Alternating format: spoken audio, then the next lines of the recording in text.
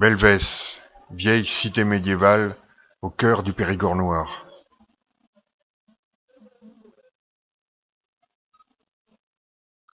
Belvès, un des plus beaux villages de France, est implanté sur un éperon rocheux dominant de plus de 100 mètres la vallée de l'Anoz.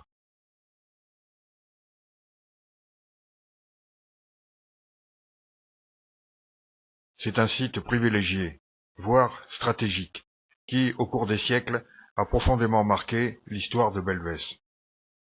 La terre y est fertile. Les forêts, qui cernent Belvès, sont denses et giboyeuses. Les voies de communication sont aisées par les vallées et la Dordogne.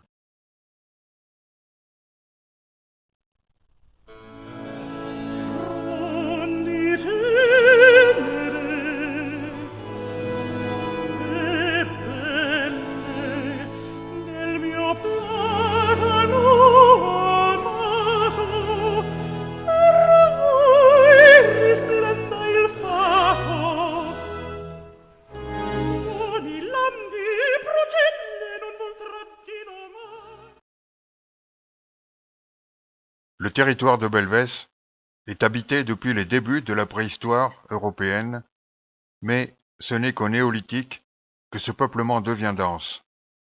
Témoins, les outils taillés, les dolmens et les polissoirs que l'on trouve dans certains lieux du pays de Belvès.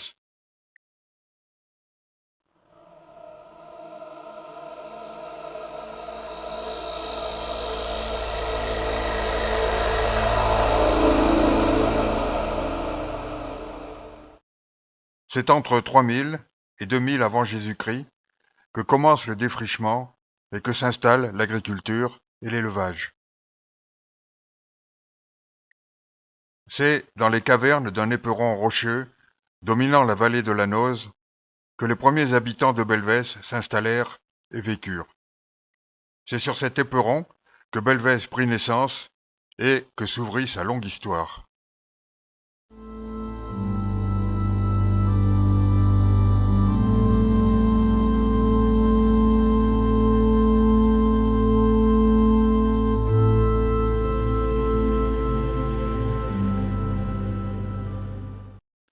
Le peuplement de Belvès a été progressif au cours des siècles, avec les invasions, les migrations, les conflits et les conquêtes.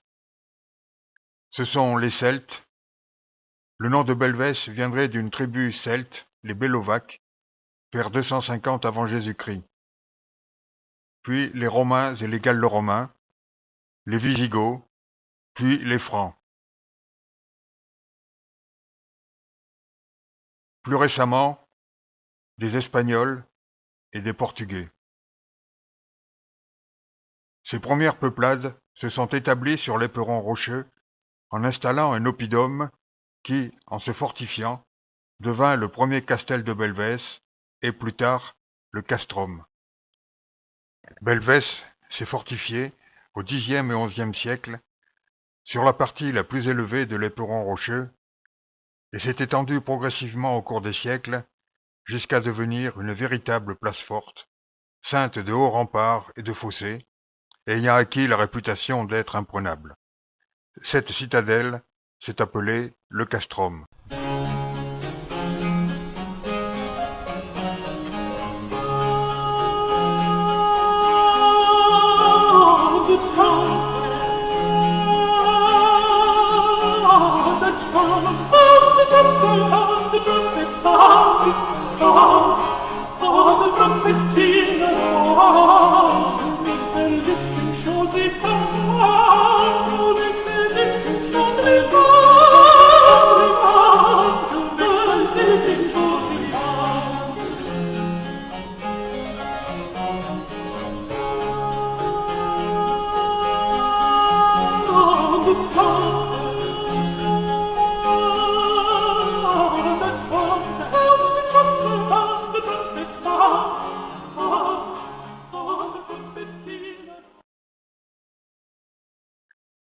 Les fossés ont été peu à peu occupés par les pauvres, en profitant d'abris naturels dans le roc. Ce sont les habitations troglodytiques.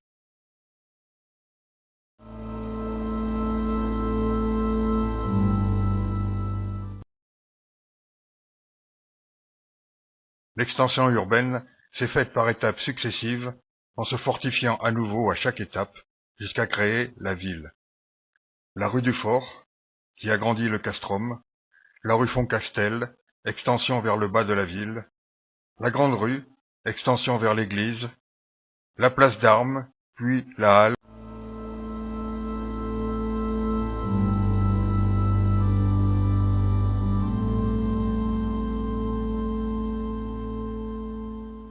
La rue Saint-Félix, chemin de ronde autour de la place.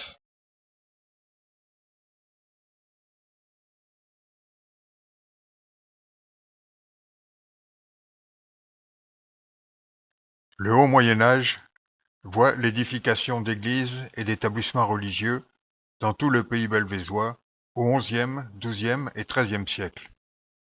À Belvès, 4 établissements sont élevés. L'église Saint-Nicolas, église du castrum aujourd'hui disparue.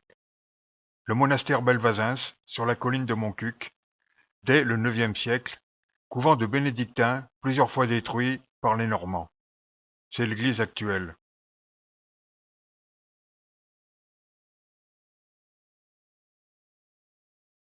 Le couvent des dominicains, frères prêcheurs, du XIVe siècle, plusieurs fois détruit également, c'est la mairie actuelle. Enfin, la chapelle des pénitents blancs, également détruite, dont il ne reste que le portail.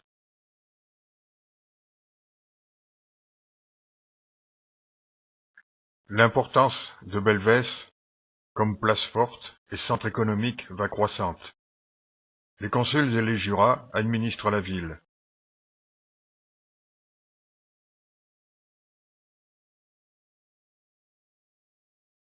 L'archevêque de Bordeaux, seigneur temporel de Belvès, reste seul seigneur. Les privilèges importants dont bénéficie Belvès lui apportent une prospérité qui s'affirme de plus en plus.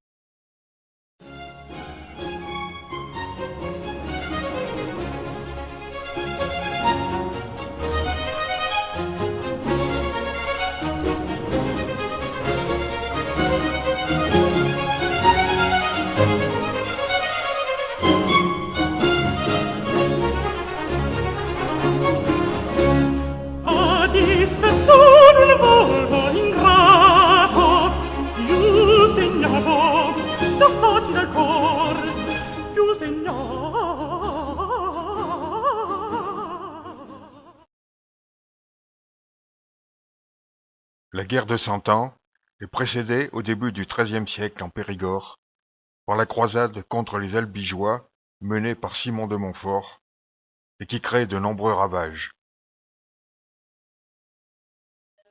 La rivalité franco-anglaise pendant la guerre de Cent Ans entraîne pour Belvès de longues périodes de guerre, de drames et de misère, entrecoupées de périodes de calme, pendant lesquelles Belvès tente de se remettre des dévastations du fait des sièges, des pillards, des soldats, mais aussi des maladies comme la peste noire.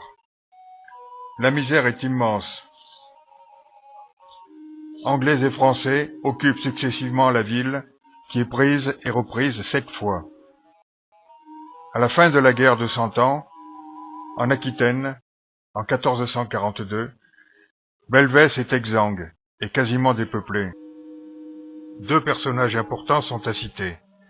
Bertrand de Gaux, archevêque de Bordeaux, seigneur de Belvès au début du XIVe siècle, devenu pape sous le nom de Clément V en 1305.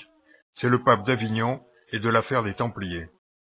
Saint-Pierre Thomas, né à Salles de Belvès, devenu patriarche de Constantinople au milieu du XIVe siècle. Après la guerre de Cent Ans, Belvès se repeuple et se reconstruit, et retrouve peu à peu sa prospérité pendant plus d'un siècle.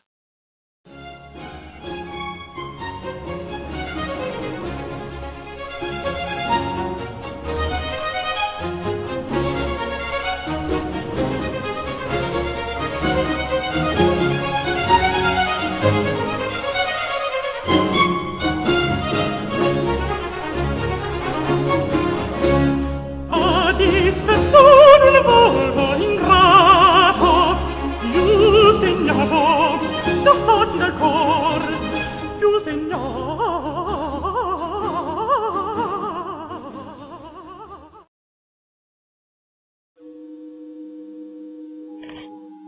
Pendant les guerres de religion, au XVIe siècle, de nouveaux malheurs s'abattent et vont réduire Belvès et sa région à un quasi-désert. Belvès, resté catholique, passe alternativement entre les mains des catholiques et des protestants, siège après siège. Début 1594, les paysans excédés se soulèvent. Ils prennent le nom de croquants. À 2 reprises, ils sont écrasés. À la fin des guerres de religion, à la fin du XVe siècle, Belvès est à nouveau dévasté, il ne reste que quelques habitants. Pendant ces guerres de religion, Geoffroy de Vivant, seigneur de Doissat, huguenot et conseiller du futur roi Henri IV, a commis des exactions à Belvès en brûlant la chapelle des frères prêcheurs et des Belvézois réfugiés en l'église de Montcuq. Au cours des siècles qui suivent, Belvès retrouve le calme et la tranquillité et se reconstruit. La prospérité revient. Les institutions médiévales s'achèvent avec la mise en place de l'administration centralisée de Colbert. Un office de maire est créé dès 1693. Les charges municipales deviennent par la suite électives. Un district de Belvès est créé en 1800, partagé plus tard entre les arrondissements de Sarlat et de Bergerac. À la Révolution française, les Belvézois adhèrent aux nouvelles idées et Belvès reste à l'écart des troubles. Mais, sous la Terreur, des excès sont commis sur des familles d'émigrés. Les archives du consulat sont brûlées et les édifices religieux, devenus biens publics, ne sont plus entretenus. Champion de Cissé, archevêque de Bordeaux, dernier seigneur de Belvès, est élu député à l'Assemblée constituante en 1789. Le chemin de fer est installé entre 1850 et 1870, ce qui donne un nouvel essor à Belvès. Belvès connaît alors une prospérité qui en fait un centre d'attraction économique régional important.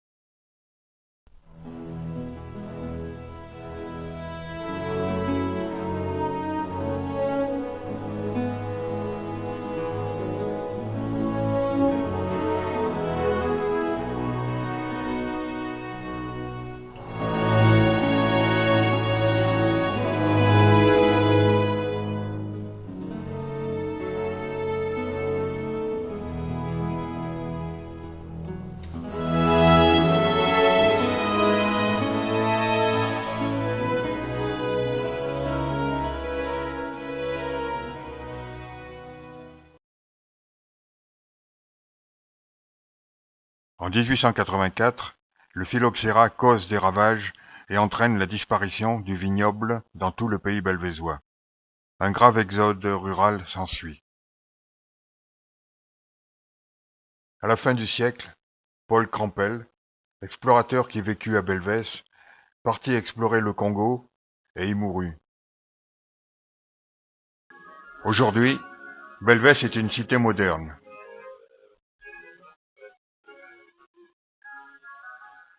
Chef-lieu de canton, centre de la communauté de communes entre Noz et Bessèdes, un collège,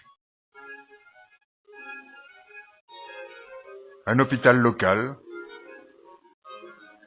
des aménagements sportifs, terrain de rugby et de football, piscine, terrain de tennis, aérodrome,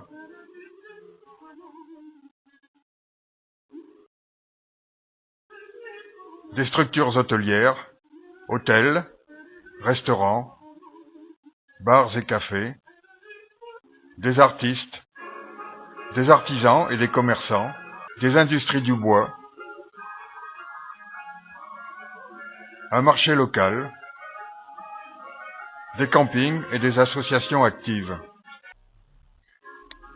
Belvès, cité de 1500 habitants, se tourne délibérément vers l'avenir avec le tourisme, les manifestations artistiques, culturelles, sportives et variées.